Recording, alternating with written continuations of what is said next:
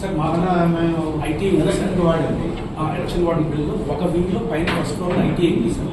తర్వాత skill up ఒక వింగ్లో ఉంది సార్. కింద కంప్లీట్గా మేమే వాడతాం సార్. మా క్లాస్ రూమ్స్ ఉన్నాయి sir. Physical direct room, sports facility అన్ని క్రియేట్ చేశారు సార్. ఇక్కడ ఉన్నాయి కదా మీకు ల్యాబ్స్ సార్, చాలా వరకు ల్యాబ్స్ సార్. ఒక 3 క్లాస్ రూమ్లు పైన ఉన్నాయి సార్. మిగతా క్లాస్ అక్కడ వాడతాం సార్. ఎన్ని రూమ్లు వాడుతున్నారు? 3 రూమ్స్ వాడతాం సార్. డ్రాయింగ్ హాల్ ఉంది సార్. మళ్ళీ డ్రాయింగ్ హాల్ అంటే అది డిఫరెంట్ టైప్ ఆఫ్ ఫెసిలిటీ. నేను మీకు ఎందుకు చెప్తున్నానంటే సార్ టైం మీ ఎంటైర్ పాలిటెక్నిక్ మీన్స్ ఇదంతా ఒక బిల్డింగ్లో మీ దాంట్లో అకామిడేట్ చేయగలిగితే చేయదు అవసరం ఉంది. ఆ బిల్డింగ్లో వేరే ఒక ఇన్స్టిట్యూషన్ పెట్టాలి టెంపరీగా. వాళ్ళకి బిల్డింగ్స్ కొత్త కట్టేవాళ్ళు. సో 1 year పట్టచ్చు, 1.5 year పట్టచ్చు.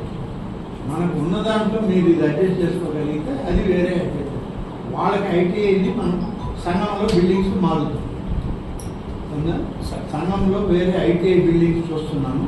సంఘం ఐటీఐ సంఘం పోవాలి. అది ఆకుకూరలో ఉండడానికి వీలు కాదు. నేను అక్కడ వేరే బిల్డింగ్స్ చూసి వాళ్ళకి అకామిడేషన్ ఇస్తాను. ఆ బిల్డింగ్స్లో మనం ఒక రెసిడెన్షియల్ స్కూల్ పర్పస్కి అది ఇవ్వాలి. అది చూడండి, ఈ అకాడమిక్ ఇయర్లో రెసిడెన్షియల్ స్కూల్ స్టార్ట్ కావాలి. కొన్ని ఏం లేదు అవసరం. మీరు అన్ని మీ దాంట్లో అడ్జస్ట్ చేసుకోండి. రెసిడెన్షియల్ స్కూల్ అక్కడ పెడతాం. Class room sir. అది సెమినార్ హాల్ చేద్దాం లేదు.